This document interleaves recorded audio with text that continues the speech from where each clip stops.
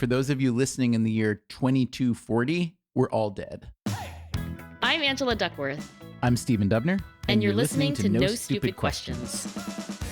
Today on the show, how important are first impressions? God, I thought that guy was a real jerk.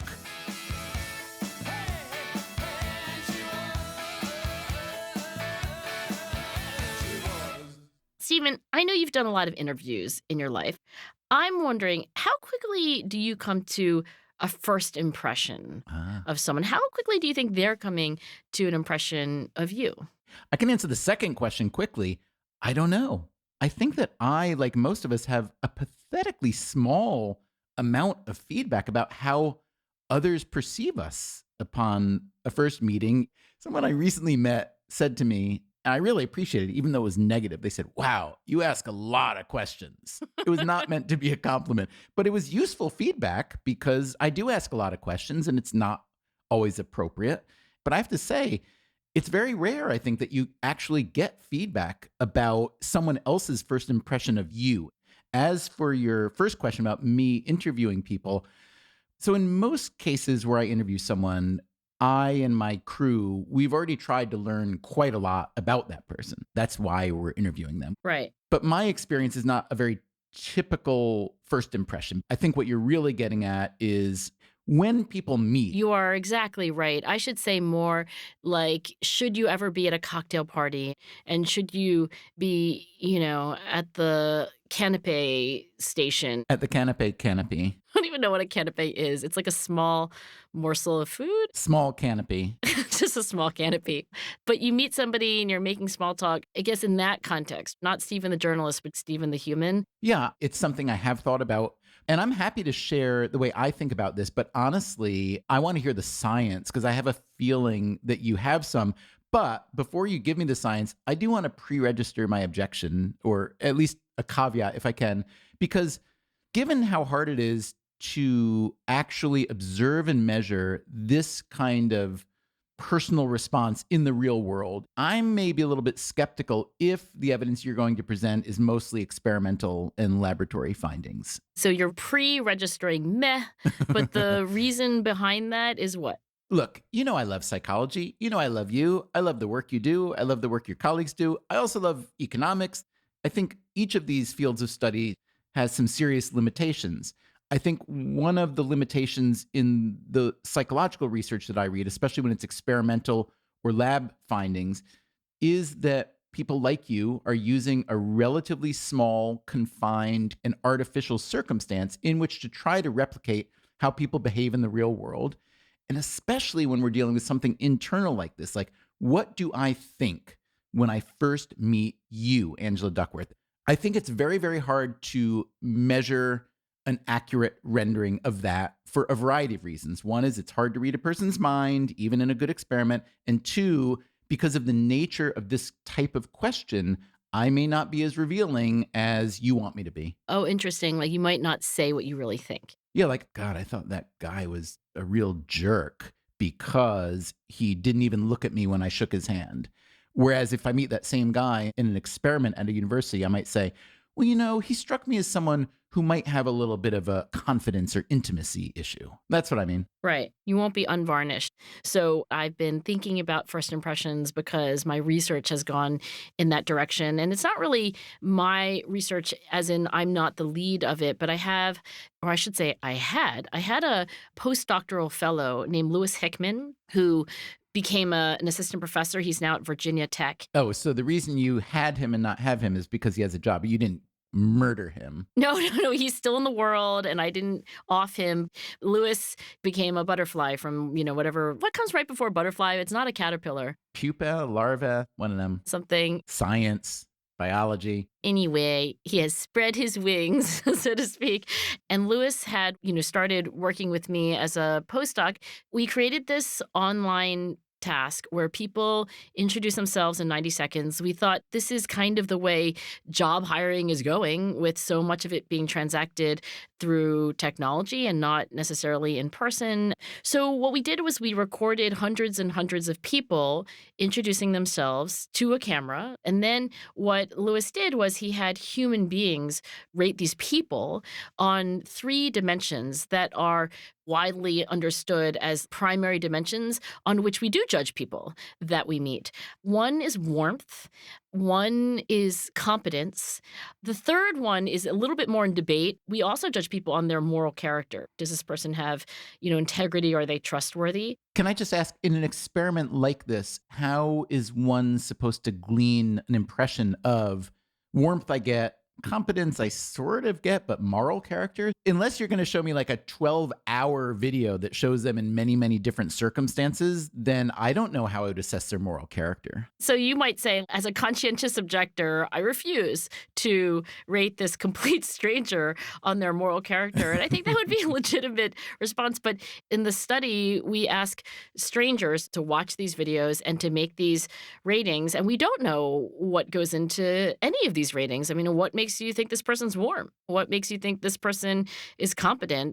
I will tell you the items that we ask people to rate these videos. So imagine you're watching a 90-second introduction of someone. They say, hi, I'm Angela, and I'm from Cherry Hill, New Jersey, et cetera, et cetera. And then immediately afterwards, you get this survey. We had 3 items to measure warmth, and they were approachable, warm, sociable. Okay. And then the 3 items for competence were talented, skilled, capable. And then the 3 items for morality were trustworthy, sincere, principled. Mm-hmm. Now, you might think all of this is preposterous. I do.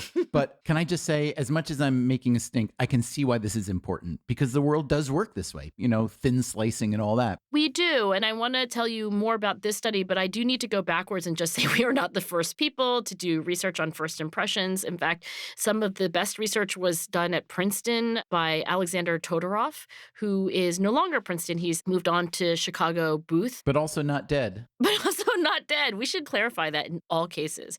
Dead or not dead. Alexander Todorov, alive. Although we should say, for those of you listening in the year 2240, we're all dead, just to be clear. 2240? 2180? I was thinking there might be some major life extension going on. How about 2322? I don't know. There might be babies right now. Of course, they don't know what we're saying because they're babies. Yes, but they're able to recapture and recalibrate their 2-year-old memories, and they'll live to 200. They're bionic. So anyway, most of the people we're talking about are dead now, and we're dead. Good point. Okay, so Alexander Todorov, I think of him as the leader of the research on first impressions, and he has established in one of his research studies, people come to a first impression within the first 10th of a second. So 100 milliseconds, he established that by allowing people to look at pictures of people, and whether you can see it for a 10th of a second or 2/10 of a second or, half a second or a full second, it doesn't matter. Like, you come to very similar impressions. You might have a little more confidence if you have a little more time. But one of the things that he also discovered is that these impressions are made very quickly from things like how attractive is that person. So, for example, I talked about trying to understand how a first impression of warmth or competence or more integrity is made when someone meets you for the first time. If you are more attractive, they will think, all other things being equal, that you're also a competent person. Yeah, I mean, there's a fair amount of research in economics that shows what's called the beauty premium. Dan Hammermesh and others have done this research that shows that tall and good-looking people generally have it easier in life. Most of us have anecdotal and empirical evidence that some of this is probably true to at least a large degree. The problem with this kind of experiment for me is I hear about the data collection and I think about how much it really means. It strikes me that you're just measuring what one person in an experiment thinks and says about an image of a person that they're seeing for the first time. To me, though, the important part is the relationship between that experiment and real life, where you actually interact with human beings over a long period of time. That's like the difference between typing the word human on your keyboard and actually being a human. I think the term for this, in psychology at least, is that you have a concern with ecological validity. Ooh. That maybe these experiments were well done, maybe they did all the statistics right, but does this really have any bearing on the real world? And can I say, I also appreciate that when you're trying to solve a difficult and interesting problem, you have to chunk it up and you have to start somewhere. So I don't mean to discredit this notion at all. I just wanted to register my continuing series of caveats. Yeah, all these pre-registered complaints and skepticism. Now I'm mid-registering, and I'll post-register as well. Yes, you will. So there has been a lot of research on what it is that goes into those millisecond impressions. It's interesting to look at the gender angle on this. For both men and women, features that are identified as feminine make you more attractive. Think about anime characters, like huge eyes and like the pointy chin. You know, whether you're a male rater or a female rater, you rate these male or female faces as more attractive the more feminine they look. On the other hand, masculine features are associated with competence. And some would argue that there's a kind of a double penalty for women in a sense, because if you further investigate male versus female faces, what you find is that if a guy looks very masculine, people think, oh, he's competent. If he looks very feminine, then you think he's hot. For the woman, though, those two ends of the spectrum are both bad, because if she's very female looking, people tend to rate those women as extremely incompetent. And if she's really masculine looking, it violates the expectations of what the woman is supposed to look like. And basically at the very high end of masculine features for a woman, like you can think of like Susan Boyle from that show with Simon Cowell, Britain's Got Talent. She ended up singing beautifully, but you know, when she stood there on stage, I mean, she has more masculine features. She also wasn't dressed in a very feminine way. Oh my gosh, people couldn't believe it because she looked so masculine. So basically the point being that at high levels of masculine features in women, it's now violated expectations, while men seem really capable and strong when they look really masculine. So I guess I just want to say that this first impression research, which again, you could argue has issues of ecological validity, definitely have relevance. And I do think we can say definitively that we do come to impressions very quickly and perhaps unfairly, because the research is also pretty clear that these can be pretty inaccurate. I am on board with you about the fact that we come to a first impression, at least, quickly, and that they can be inaccurate. I guess the thing that especially interests me is how long they last and how they change. I would say that most of the relationships in my life, at least, and I would assume for most other people, the first impression or the first meeting is just that. You don't think you're strongly biased by that first meeting to then basically go into confirmation bias mode, which is that you're always looking for evidence to support your first impression? I think I probably am, but I think time essentially wins out. You know, it reminds me a little bit of the argument that we made in the first Freakonomics book about names. So there's a lot of literature, including some done by Steve Levitt and Roland Fryer, about how influential a person's first name is on their life. Many people who read the book came away with exactly the opposite conclusion from what we wrote, which was that a name barely matters at all. That was partly driven by the fact that there was a film made called Freakonomics that we didn't make. We kind of participated in it. And they sort of got it backwards. And we told the director, and he didn't really care because he thought it was a better story. That would so bother me. Oh my God, that would drive me crazy. Oh, believe me, I've been bothered. But it turns out that I don't know, filmmakers weren't really that interested in hearing about the errors from the writers of the book that they were adapting. They had confirmation bias. Yes, exactly. So anyway, a lot of people do have the impression that your name really affects your prospects in life. The data, however, say that's not the case. The fact is the name is a first impression that tends to fade really quickly and thoroughly over time as you develop a real world relationship. So similarly, I would say when you meet someone for the first time, and maybe you think that they are particularly brilliant or maybe idiotic or maybe intimidating, I do agree with you that there's a strong likelihood that confirmation bias may kick in and you'll feel that person is that way. They match your perception. And it may be a little bit harder to dislodge that impression. But I think that over time, that really fades. I can think of several people I know and really like and admire where my first impression was not a good one. And I can think of examples in the opposite direction too. People I thought at first were just awesome on every dimension and who turned out not to be. Still to come on No Stupid Questions, Stephen and Angela discuss some of the most significant first impressions in history. Turns out Hitler, not a great person.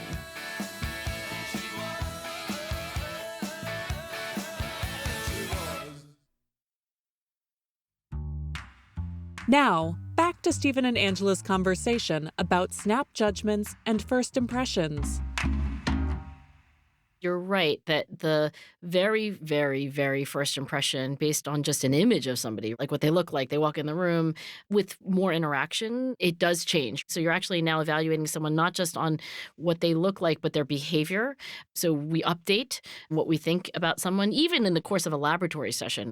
And actually getting back to Lewis Hickman's research, I know 90 seconds sounds like a very short amount of time, but it's a lot longer than 100 milliseconds. And we wanted to know, when you have all this dynamic information, you can listen to what the person says, so their verbal behavior. You can listen to how they say it. This is called paraverbal behavior, like how up and down their voice goes, and do they use pauses, that kind of thing. I would say that was abusing a pause, not using a pause. And then there's nonverbal behavior, which is, do they gesticulate? Do they smile? Do they arch their eyebrows? Is their head bobbing back and forth? And so you've got a very rich set of dynamic cues, verbal, paraverbal, and nonverbal. So you're right that the very, very, very, very first impression, just based on what somebody looks like, is quickly updated when you have more dynamic behavioral information.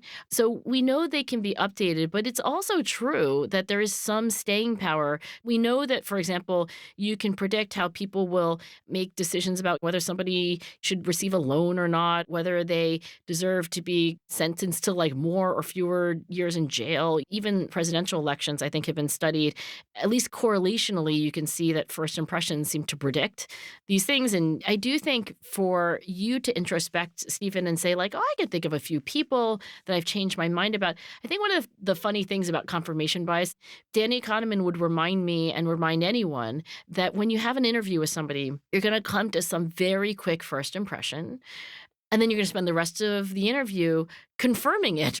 I think it's almost impossible to know that you're doing that. Well, yeah, but I mean, isn't that the whole exercise of like this kind of conversation and you and I talking about this stuff all the time and living life itself? Like the whole point of learning about these biases is so that you can disrupt them. But Danny doesn't think you can do it by reading his book, listening to this podcast, and trying to remind yourself. Danny thinks this is why you need a system. If you're trying to hire people, you should just know that you're going to be biased by your first impression, and therefore you need to have multiple people interview the same person. Right, but why is it so hard for one person, like you, let's say, interviewing someone, to say to yourself in the midst of this conversation, you're saying like, oh, I don't like this person. I don't know what it is. Could be their clothes, their hair, the way they used a certain word, the way they didn't hold the door open for me as we were coming into the room together, blah, blah, blah, blah.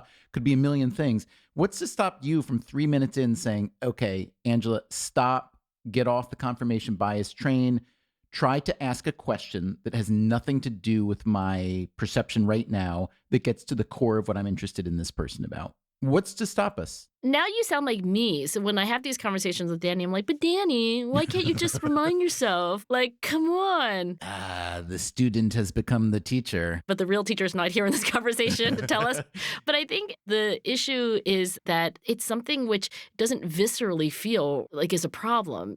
I've been doing job interviews, as you know, for the CEO search for Character Lab. And not once have I had a conversation where I was like, oh, I'm probably in confirmation bias mode. I'm just having a conversation. And I feel like I'm being even-handed and rational. Are these conversations in person or on Zoom? They've all been on Zoom, but I'm going to have an in-person one coming up. Now, when you're on Zoom, you have your camera on, I assume, yes? I do. What would happen if instead of Zoom, which we think gives us more information because there are visual cues, what if instead of Zoom, you just got on the phone? And if you get on the phone, you don't feel compelled to be looking at the person and have that person looking at you. And you can actually just listen. even if you gained 3 seconds of time where you're not being observed as being observant, you could say to yourself, hey, Angela, get over that first impression and get to the next thing. Well, what's interesting is that Lewis found from these like 90-second introduction videos, when it comes to competence, it's more driven by what we say. So, having a logical structure to what we're saying, having a coherence to the conclusion and so forth. It turns out that moral integrity, which I think you had some skepticism that anybody would be able to make any inference about in the first 90 seconds of meeting someone. You're right there, Stephen, which is to say that it was the most difficult for raters to get a handle on, for them to agree upon. And a first impression of warmth was driven most strongly by these nonverbal visual things, like what someone is doing with their facial expressions, for example. If you want to say that's a distraction, then yeah, cut the video. But if you wanted to hire a teacher, for example, and you thought, I really want a warm third grade teacher, but I'm going to do the interview on the phone, then you'd be losing all that visual information. It says something very important about human perception, which is that we do look at these visual cues. I mean, if you are smiling or not smiling, if you are gesticulating with your hands or not, if you are making eye contact or not, those cues matter a lot. I definitely am fully on board with the degree to which a visual input, even on an audio first product, can be really important. Also, in terms of your argument about the importance of a first impression, at least in certain circumstances, I don't want you to think that I disagree. In fact, I can think of one example from history where I very, very, very much agree that first impressions matter a lot. I'm going to read you a quote, see if you know who said this. In spite of the hardness and ruthlessness I thought I saw in his face, I got the impression that here was a man who could be relied upon when he had given his word. Who do you think said that about whom? Oh my gosh, it feels very like Hemingway. I don't know. You're in the right era, early-ish 20th century. Is it Steinbeck? No, it's not a writer. These are politicians. I'll read it again. In spite of the hardness and ruthlessness I thought I saw in his face, I got the impression that here was a man who could be relied upon when he had given his word. And this was in a particularly fraught political moment in Europe. Oh, Hitler? There you go. Okay. This was Neville Chamberlain. He was like the United Kingdom. Was he the prime minister? He was indeed the prime minister of Britain. I can't believe I got that right. Congratulations. Yes. What was happening is that Hitler and the Germans wanted to annex Sudetenland, part of Czechoslovakia. And most of Europe said, what are you talking about? You can't just go taking someone else's region. And Hitler said, well, yeah, but they're all Germans living there, da, da, da, da. So anyway, this is ultimately what led to the developments that led to World War II, because once Hitler got Sudetenland, he just kind of kept going. So when you read that quote, in spite of the hardness and ruthlessness, I got the impression that here was a man who could be relied upon when he had given his word. And the fact is, no, he couldn't be. Yeah, it turns out Hitler, not a great person. So this is an argument that maybe we should not overweight first impressions, or that first impressions really do matter, because, once Chamberlain had taken that position, it was very hard to walk it back. I mean, understanding how our first impressions are made, and maybe that's a through line. I remember reading an article that made me think like, oh, I'm so glad there is this science. This is a paper by Richard Cook, Adam Eggleston, and Harriet Over, and it's called The Cultural Learning Account of First Impressions. And their thesis is that when you meet somebody that you don't know, very quickly you come to first impressions, just like we said. Their explanation for this is that we have these associations, these correlations of sort of like, oh, when I see people who are this, I often find that they are that. And you might have correlations from culture, from advertisements, from movies, from what you see on the news between what somebody looks like and then what you're told is their character. Their idea is that these cultural messages seep in, they become our associations. And so one of the implications of this is that like we sure do need a science of first impressions, because if they are culturally shaped, and if they can, for example, reinforce gender stereotypes, racial stereotypes, or perhaps inaccurate associations, then at least to be aware of them is better than not to be aware of them. It also makes me think about the fact that we are always not only taking, but making first impressions. And a lot of times probably don't even know it. I mean, you just think about it. Every stranger who sees you, the way you carry yourself in public, in your class, in the cafe, but even among colleagues who know you and so on, it's like you're always, to some degree, being auditioned, often without knowing you're being auditioned. Weirdly, this makes me think of Moses. Moses, okay. Yeah, God picks Moses. Because of his square jawline. Square jawline and very anime-looking eyes. Yeah. Although the square jawline was probably hidden by an 18-inch beard. You could keep all your tools and things in your beard and some extra food. That's what we men do when we grow the winter beard. Anyway, there's been much debate about why Moses was the person chosen by God in the telling of the Bible and Torah. He wasn't a particularly good public speaker, and he had a kind of checkered history. He'd had to run away from being raised as a prince of Egypt because he'd killed a guy.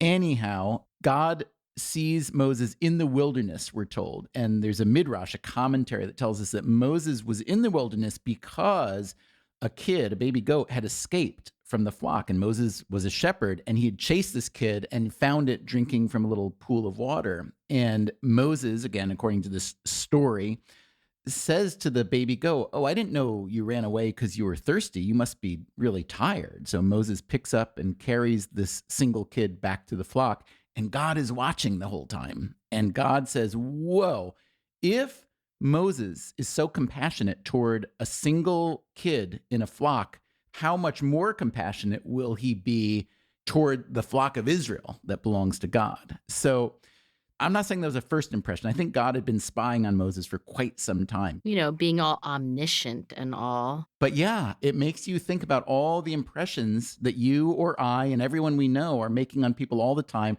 And I think it might be a good moment then to ask for understanding and forgiveness. We know ourselves. Like if you're a good person, or if you think of yourself as a good person, it's so painful to be perceived, or what we feel is misperceived, as being selfish or mean or something like that. And so I think the one thing that I'm really convinced of from this conversation is that, yeah, first impressions do matter, often more than I wish they did. But because they do, I think it's worth thinking about them a lot more, not only the ones we make, but the ones that we take. I'm not Moses, and I don't think you're God, but I want to know what my first impression was on you. Okay, I'll tell you. Before I tell you this, I would like to call out to listeners. I would love to hear from our listeners about a first impression that you had and how it turned out to be really wrong. I would love to hear those stories. Use your phone to make a voice memo. Just do it in a nice, quiet place. Include your name, where you live. Send it to us at nsq@freakonomics.com. Okay, Angela, I've never told you this, and I'm a little reluctant. Oh, no. But only a little, because the ending is happy. So you and we had talked on the phone. I'd interviewed you a time or two. And then we asked you to come participate in this live game show we were doing for a time called Tell Me Something I Don't Know. And you were one of 3 celebrity panelists who would be assessing the interesting factual presentations of guests who were from the audience. And I remember backstage in the green room before the show, I met you for the first time, and you were very pleasant, and you're a great human. I can really say that. But as the producers and I are kind of telling the celebrity panelists, such as yourself, how the show is going to work and what we need you to do, you were kind of frantically looking for a place to take or make a phone call. And I thought, oh, man, she's maybe a little self-important or prima donna. Like she's here to do this thing, but she's running out to make this phone call. And so my first impression was like a little bit on the not super, super positive side.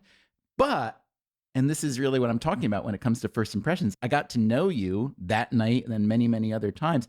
I was totally wrong. It turned out that you really had a very important phone call to make. I was going to say I was rescuing someone, right? I'm sure you were. And so that is my story of my first and faulty impression of Angela Duckworth, because I know the real one to be much, much, much different from the self-important or prima donna-ish one that I had encountered that day. So yet another plea to understand that first impressions matter, But over the course of an actual life and relationship, I feel like they decline in direct relation to the length of time and how well you get to know someone. Aw. So, Angela, I've admitted that my first impression of you was not 100% positive, but eventually replaced by 101% positive.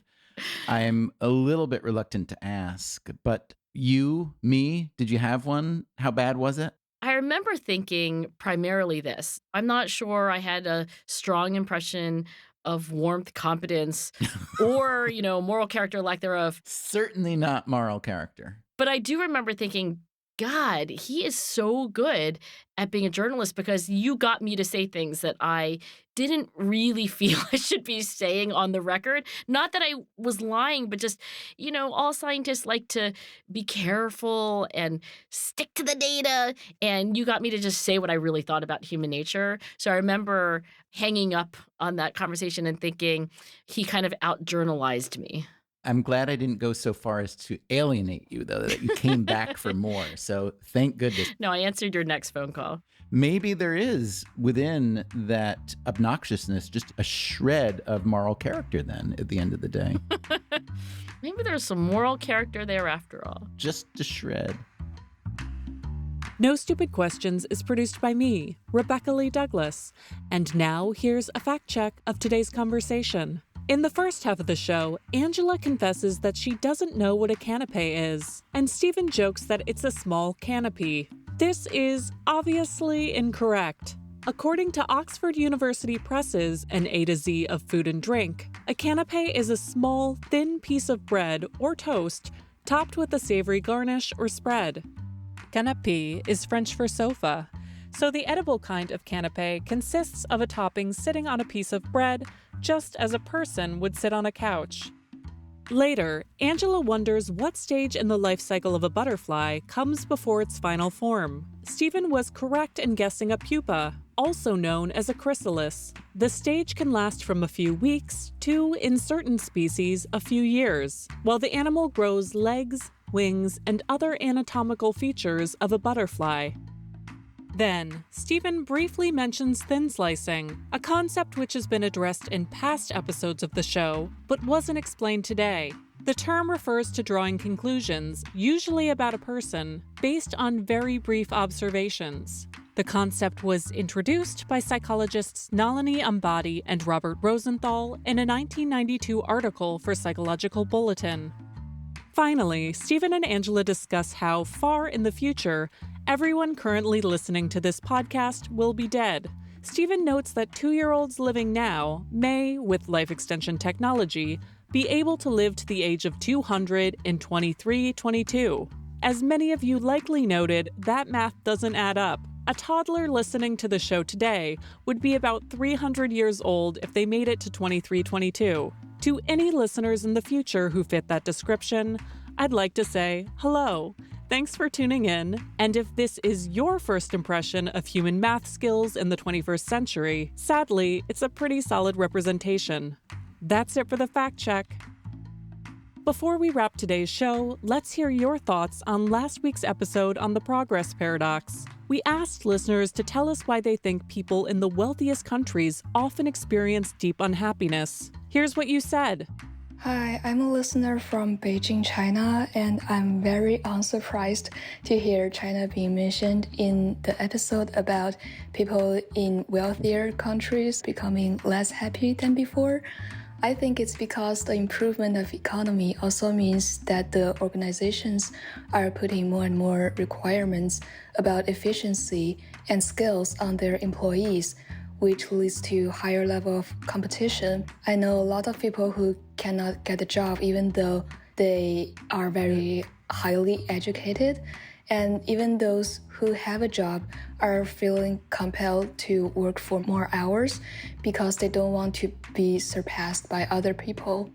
Hi, Stephen and Angela. This is Chuck Strawn from Seattle, Washington. I think one of the reasons that rich countries experience unhappiness has to do with the overall notion that our purpose as people is to continue to produce and also to consume. The idea that the only reason that we are here is to buy more, make more, buy more, make more, buy more really does echo what Angela was talking about in terms of comparison. our whole economy and our whole reason for being and our reasons to interact with other people is based on comparing with them and trying to improve ourselves in comparison to them and also in comparison to the market. In response to the happiness episode, I was surprised that choice wasn't mentioned. I grew up a Jehovah's Witness, and I'm still a religious person, but do not identify as a witness. My childhood was marked with very clear expectations and rules. Even though I appreciate and love my life now, I am often overwhelmed by just the choice that it is to be a person in the world when you get to decide who you want to be. It is overwhelming, down to the point where when people ask, what do you want for lunch? I just feel like I want less choice, and it does wear away at my happiness. I do believe I was happier when I was younger, but I am more fulfilled and satisfied with my life now.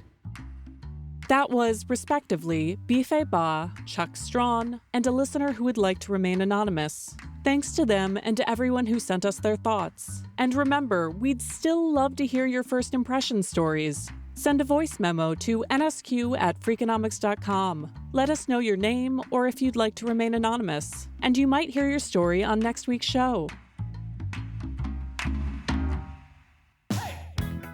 Coming up next week on No Stupid Questions, how important is family? I cannot come to Thanksgiving this year, and I cannot stand you. That's next week on No Stupid Questions.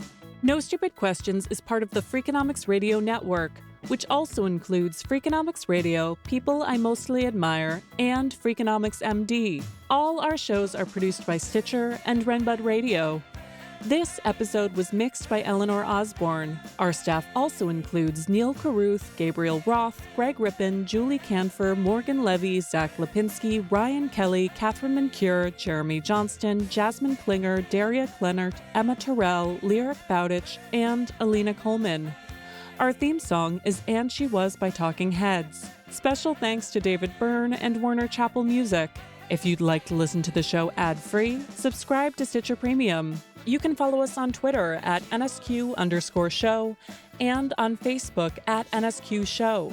If you have a question for a future episode, please email it to nsq@freakonomics.com. To learn more or to read episode transcripts, visit freakonomics.com/NSQ. Thanks for listening. We're all going to be dead, all of us. The Freakonomics Radio Network, the hidden side of everything. Stitcher.